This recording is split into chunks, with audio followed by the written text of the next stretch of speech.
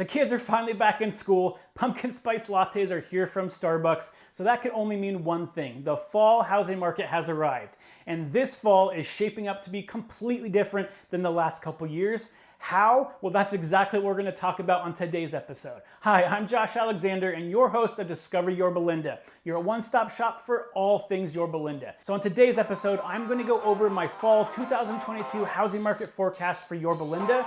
So let's go ahead and get into it.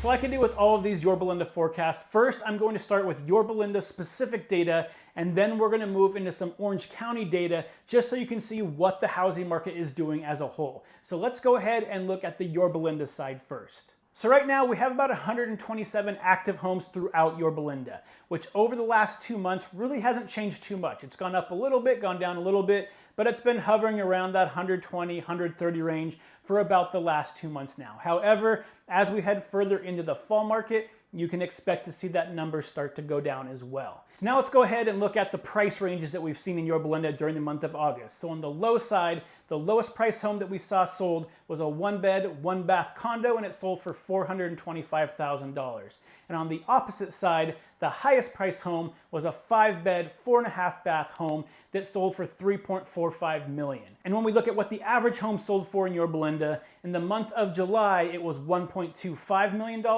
This month, we don't have the official numbers yet as of now, but I expect it to be a little bit lower because we've seen that pretty much throughout Orange County, the average price slowly starting to drop. So I wouldn't be surprised to see it maybe just slightly above $1.2 million. So now let's go over some of the data that most sellers want to know is how long will it take you to sell a home if you place it on the market in Yorba Linda today. So let's go ahead and break it down by price range. So if you're looking at a home that's over $2 million, you can expect it to take about 74 days to get into escrow. So that's basically the time that you place the for sale sign in your yard to when it goes into escrow is 74 days.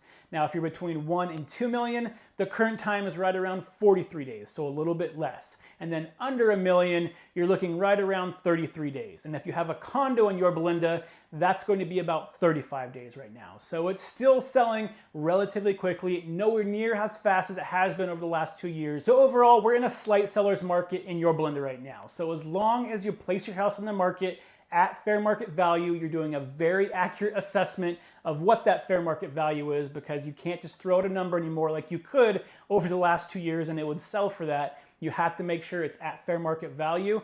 If you do that, odds are you're going to get anywhere from 1 to 3 offers on your house and you're going to be able to sell it. Now on the buying side of things, it's going to be better for you than it has been over the last 2 years when you're going to look for properties, especially in the higher price ranges. You don't have to expect multiple offers anymore. Typically, if you're trying to buy a home over $1 million in Yorba Linda, you can probably expect 1 to 2 offers on those homes, and often they're not coming in the same weekend. So you're not getting these multiple offer situations, which means that you can pay market value for the home, you don't have to overpay, and you're able to have more success finding a home today than you could have over the last 2 years. So now that we've talked about Yorba Linda specific stats, let's go ahead and check out what the Orange County housing market is doing so you can kind of compare it to what Yorba Linda is doing right now and get a better idea of what the overall housing economy looks like in Orange County. So let's go ahead and look at what happened in August in Orange County. So over the month of August, on the supply side, we saw supply finally peak for the year and start heading down. So supply has been going up over the last couple months because interest rates have been higher. However, it has peaked and is now heading downwards. And that's completely typical for this time of year. It actually dropped 4% over the last week alone.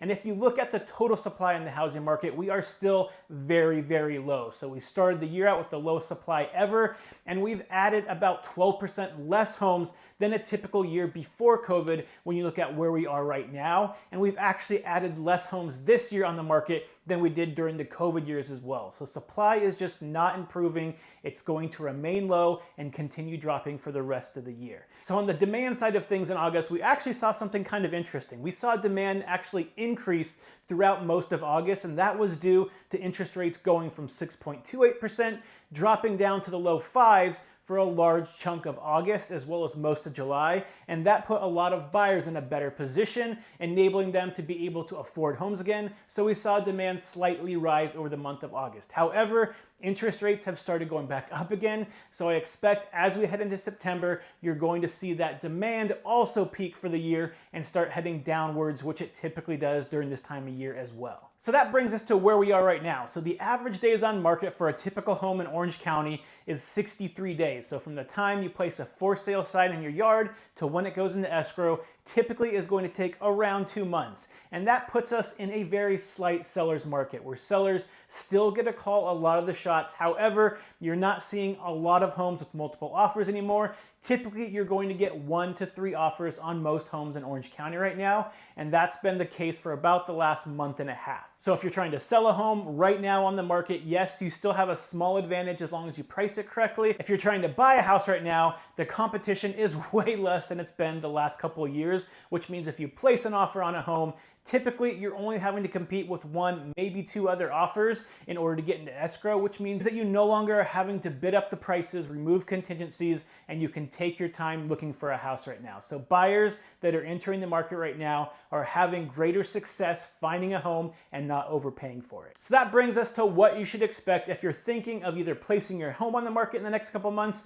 or applying for a mortgage and buying a house over the next couple months as well. So typically during the fall market, you're going to see supply peak and go down. And like I just said, supply has already peaked for the year and it's starting to drop. So that's typically what you're going to see. And that's exactly what's happening this year. And on the demand side during the fall market, you can expect demand to continue decreasing as we go through the fall as well. And it usually decreases about the same as supply. So as demand goes down, supply goes down. And like I just said before, again, it looks like demand has probably peaked for the year and should be heading down, which again reflects a pretty normal market for the fall. So if you are thinking of buying or selling a home during the fall market, let me give you some advice. Let's first go ahead and start with the sellers because that's going to be the most dramatic shift compared to what sellers have been used to over the last couple years. So right now, yes, we are in a slight seller's market because demand is still slightly higher than supply, but it's not that significantly higher, which means on your end, you have to pay attention to a lot right now. Number one, you have to price your house correctly. If you overprice your home in this market, it is just going to sit there. You're not going to get offers. The demand is just not there to support that high of number anymore. You need to make sure that you partner with a real estate agent that is going to take the time to go over in detail all the most recent comps, and ideally they should probably only be using comps from the last 90 days because the market has definitely shifted. So that's going to give you a better picture of what your home should be worth right now. So they should be using those comps and accurately pricing your home and giving you a fair market value. If you're not doing that right now, again, if you overprice it, it's going to sit on the market and you're not going to have success selling your home during this fall market. So that's number one. Number two, if you do place your home on the market, those cell phone pictures that you see from realtors, that they're just taking pictures of the house, walking through, you see them in the mirror, it's not going to cut it anymore. Yes, you probably could have got away with that over the last 2 years during COVID because demand was out of control. However, in today's market, if you don't have the right marketing plan and marketing materials and you're not showing your house in the best possible light, it's going to be difficult to sell your house. So on your end, this means that you need to make sure you're having professional video, professional photos, 3D walkthroughs. You need to make sure you're also promoting your house on all the different channels. So YouTube, Facebook, Instagram, Google. You need to make sure your agent is mailing things to the neighborhood your house is in. They need to be talking to those neighbors, trying to find as many buyers as possible to look at your house. And on top of that, you are probably going to have to put in some work before you place your house on the market. Right now, if your house is not move-in ready, which doesn't mean it has to be HGTV ready, it just means that buyers need to be able to move into the house and not have any major problems to deal with. So if you have old carpet, old flooring that's all beat up, most likely it's going to be a good idea to replace that. If you have dings and dents all over your walls, you're most likely going to have to repaint the interior of your house to make it look as good as possible, because when buyers walk in, you need to have that great first impression. If they walk in, it looks like every other home on the market right now, and your house is not standing out, the odds of you getting good offers or any offers at all dramatically decrease. So you need to be fixing those small things around the house that are broken. You need to make sure visually it looks great. So whether that's small repairs, doing some cosmetic work on the inside, outside of the house, including landscaping, getting your home staged right now so the buyers can better picture themselves living in the house and the house makes sense in terms of a theme and it all ties together, those are the things that you're going to need to do in order to successfully sell your house during this fall market. So make sure whatever real estate agent you're working with can offer all these services for you and has recommendations for you on how to better prepare your house for sale so you have the best chance of success and your home doesn't sit on the market for months. Now, the other thing that sellers definitely need to make sure they're paying attention to that they didn't have to as much during the COVID years is you have to know what your current competition is doing. So what are the other active homes in your neighborhood? What are they priced at? How they look? Because you need to be competitive with that. When buyers have more options to choose from, they're going to be more picky on which homes they look at. So if you have a house down the street from yours that's in much better condition, more upgrades, it has a pool, and you're thinking of pricing it somewhere similar to that, you're not going to have success selling your home in today's market. So you need to make sure that you're pricing it not only based on the comps, but based on what's going on around your neighborhood to be able to attract as many buyers as possible, because the marketing price is not the same as the fair market value price. The marketing price is going to have to take into account what your competition is doing, what upgrades you have in your home, and what the fair market value of your house is, as well as what buyers are looking for. So for example, let's say that an agent goes to your house, does a comparable market analysis, and says that your house is worth $815,000. However, you have a neighbor up the street that has a house that's slightly larger and a little bit more upgraded, selling for $850,000, and it's been sitting on the market for 3 months. You need to take that into account when you're deciding what the price of your house is going to be. You also need to look at what buyers are searching for. When they go into Zillow, are they saying, I want homes that are $815,000 and above? Or are they saying, I want homes that are $800,000 and above? Or on the low side of things, they might be looking for homes that are $650,000 to $800,000. If you then go and price your home at $815,000, those people that are searching for homes online that have their filters set for a maximum of $800,000 that maybe could stretch and get to that $815,000 are not going to see your home pop up on their email list. So you need to take all this into account when you're deciding on the market price for your home to get as many qualified buyers into your house as possible to give you the best chance of not only getting the best offer, but also getting that into escrow quickly so it's not sitting on the market for months at a time, and eventually you have to start reducing your price. So these are just some of the things that I'm looking at as an agent when I'm talking to sellers trying to figure out what is the best marketing price for their house, because again, a marketing price is completely different than the fair market value price. You're trying to get as many qualified buyers into the house as possible, and doing that in today's market requires a little bit of creativity and a lot of marketing. Okay, so now let's go ahead and look on the buying side of things. So if you're thinking of buying a home in the fall market, here's a few recommendations that I have. Number one, interest rates have been swinging dramatically over the last couple months, and that's probably going to continue over the next couple months as well, which means for you, it's very important that if you're getting a loan on the property, that you be in constant communication with your lender. Because I've seen rates over the last couple weeks move by more than 0.5% in just a week alone, which can dramatically impact your affordability, especially if you're trying to stretch towards the upper range of what you're approved for. So you might be able to be approved for a home 1 week, but then the next week rates jump by 0.5% and you can no longer afford that home. So make sure right before you place an offer, you're in communication with your lender and you can understand what the payments are most likely going to look like based on the current interest rate that day, because they are fluctuating a lot right now. So the second thing buyers need to pay attention to if they're trying to buy a home right now, and again, this goes back to the lender, is that right now, because rates are so high, it might make sense if you're planning on staying in the home for long term to start buying the rate down a little bit. And what this basically means is you're paying a lump sum to the lender in order to get a better interest rate. So that way your monthly payments could be dropping by hundreds of dollars a month. Now again, this is for long-term homeowners. It's not something I'd recommend if you're only going to be there 2 or 3 years. However, if you're going to be in there long-term, it makes sense to at least discuss those options with your lender to see if you have extra money, if you're able to buy down the rate so you're saving yourself hundreds of dollars every single month, making the house more affordable for you. Now, if you don't have extra cash set aside, in today's market, in this cooling market that we're seeing, you might be able to still place an offer and actually ask the seller to credit you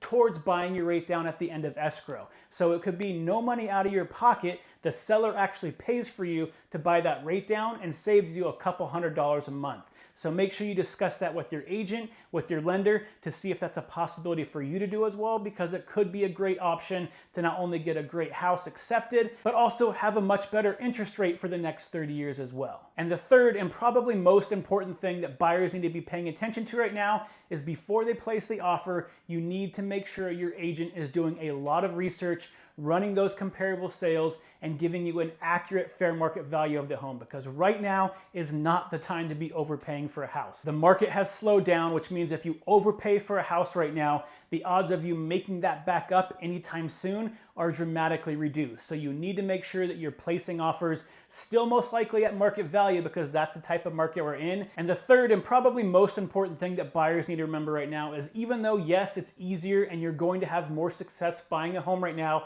than you have over the last 2 years, which is exciting, you need to pay very close attention to those offer prices that you're offering for homes, because right now we are in a slight seller's market, so you might have 1 or 2 other offers to compete with. But if you overpay for a house right now, the housing market is not appreciating like it was over the last 2 years, which means you can't overpay for a home right now and you'll be able to make that back up in appreciation in a month or two. If you overpay for a house right now, it's going to take you significantly longer to be able to make up that appreciation, which means you're not going to have equity in your house, which is never a good thing for a buyer. So if you're placing offers on homes, make sure your agent is calling the listing agent every time before you place an offer, just to see what your competition is. See if you can find out if there's any other offers on their house. If there isn't, then 1, you want to make sure that you're finding the fair market value, but 2, you can try offering slightly under that market value to see if the seller will take it. And if the house has been sitting on the market for a month or 2, odds are, if the seller is serious about selling their home,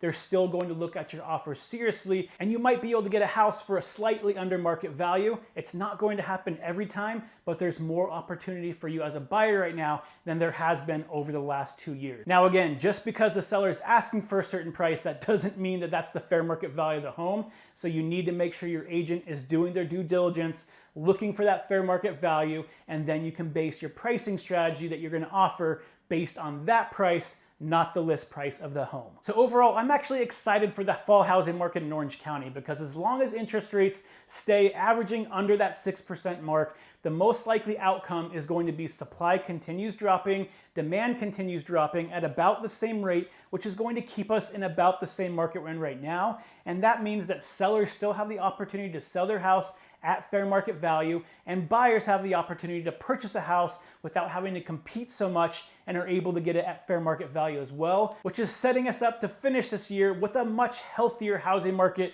than we've seen over the last couple years, which again, I'm actually excited about. So one more thing before I let you go today, if you found this content useful, can you do me a huge favor and make sure you hit that like, that heart, that subscribe button below. And if you know anybody that might find this useful, please consider sharing it with them as well. It would mean the world to me. So until next week, stay happy, stay healthy, and I'll see you on the next show.